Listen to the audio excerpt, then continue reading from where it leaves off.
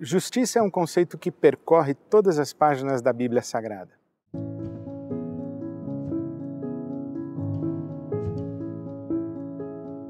O Deus de Israel ama a justiça. O seu Messias é apresentado como aquele que reina com justiça e governa com retidão. O reino messiânico é um reino de equidade. Jesus, quando promete aos seus discípulos que não lhes faltaria o que comer, o que beber, o que vestir, o faz no contexto do imperativo de que se busque, em primeiro lugar, o reino de Deus e a sua justiça.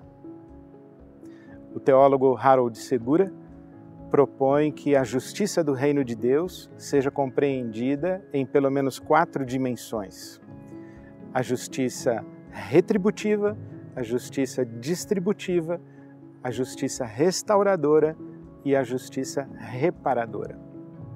A retribuição é o conceito mais elementar de justiça na Bíblia Sagrada. Está presente no princípio da semeadura e ceifa. Aquilo que o homem semear é também o que colherá. A ideia de que a cada um o que lhe é de direito, a cada um o que lhe é devido, na proporção em que lhe é devido e a cada um segundo o seu mérito. É assim que se estrutura a lógica de Israel na relação com o seu Deus. As bênçãos prometidas para a obediência têm equivalência nas maldições que são retribuição à infidelidade e à desobediência. Esta é a lógica que está presente na Torá. Por exemplo, a lei de talião, olho por olho, dente por dente, é um princípio de retribuição. Não é um estímulo à vingança, muito ao contrário. É um estabelecimento de limites para eventuais retaliações. Isto é, a pessoa ofendida não pode retribuir em proporção maior o mal em relação ao dano que sofreu. Por isso, olho por olho, dente por dente. Princípio de retribuição e proporcionalidade. A justiça retributiva é o conceito mais elementar de justiça na Bíblia Sagrada. A segunda dimensão de justiça é a distribuição, a justiça distributiva. Ariovaldo Ramos diz que justiça é o ambiente onde todos desfrutam igualmente de tudo quanto Deus é e de tudo quanto Deus criou. Para que haja igualdade, nós precisamos ir além da lógica de retribuição, de proporcionalidade para o mérito e o demérito. As situações de desigualdade, elas são criadas no contexto das sociedades e não se explicam apenas pelas responsabilidades individuais ou pessoais. Por isso é que a Bíblia Sagrada fala dos órfãos, das viúvas e dos estrangeiros, fala dos pobres como o quarteto da vulnerabilidade, como chamados, porque são pessoas que estão em condição de vulnerabilidade não necessariamente por sua responsabilidade. Os órfãos perderam os pais, as mulheres viúvas perderam os maridos, e numa sociedade estruturada no patriarcado, em que a mulher era praticamente uma propriedade do marido, esta mulher que perde o marido encontra-se numa situação de vulnerabilidade social. O estrangeiro, que talvez hoje chamássemos de refugiado, perdeu tudo. Perdeu casa, perdeu a terra onde plantava, perdeu a família, se viu obrigado a abandonar a sua terra. Ou porque uma nação estrangeira, vizinha, uma potência estrangeira invadiu o seu território, ou porque houve um período de fome, uma catástrofe, um cataclisma, mas se viram obrigados a buscar sobreviver em outra situação, em outro contexto, por isso trânsito, por isso transitam em busca de sobrevivência. Estão empobrecidos, mas não necessariamente porque são preguiçosos, indolentes ou não plantaram e por isso não colheram. Por isso que a Bíblia Sagrada reconhece a necessidade de uma justiça distributiva. Presente na lei de Moisés, na Torá, por exemplo, na lei dos respigos, que orientava que os cantos das plantações não poderiam ser colhidos e nem os frutos caídos ao chão, porque estes frutos pertenciam aos órfãos, às viúvas, aos estrangeiros, aos pobres. Um pobre que estivesse numa plantação, colhendo os frutos das bordas da plantação, não estava invadindo uma propriedade privada, não estava roubando o fruto do trabalho alheio, estava exercendo um direito estabelecido na Torá de participar de tudo quanto Deus distribuiu, criou e colocou à disposição da família humana no princípio da justiça distributiva. Por exemplo, o ano do jubileu.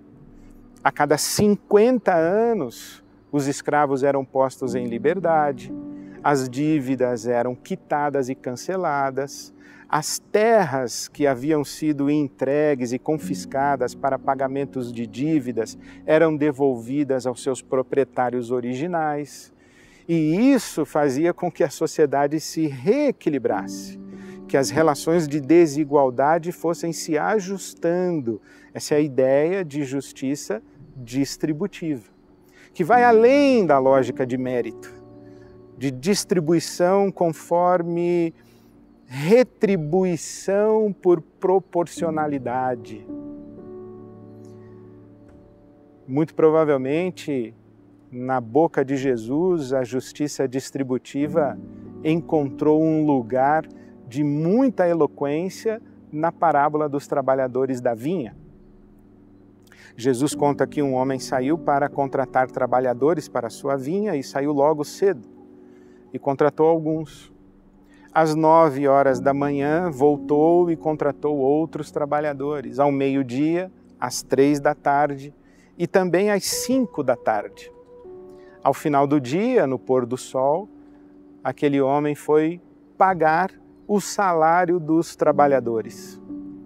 E todos se surpreenderam porque ele pagou o mesmo salário para quem começou a trabalhar às 6 da manhã, às 9 da manhã, ao meio-dia, às 3 da tarde e às 5 da tarde.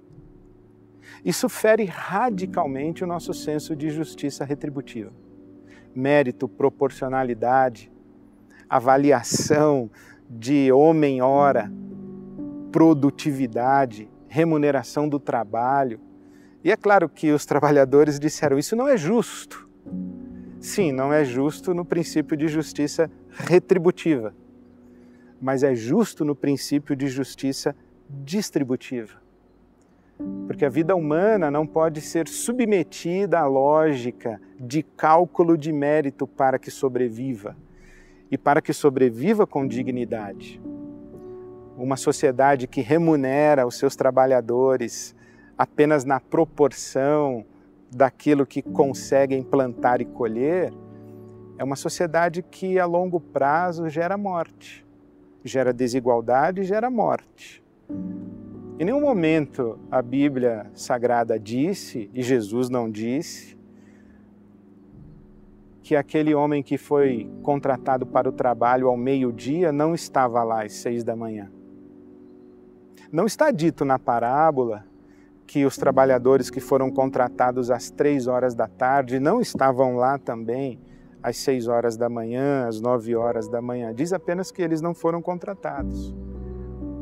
E quando o dono da vinha passa ao final do dia, quase 5 da tarde, e encontra mais um homem na praça, pergunta, você não está trabalhando? E a resposta foi, ninguém me contratou.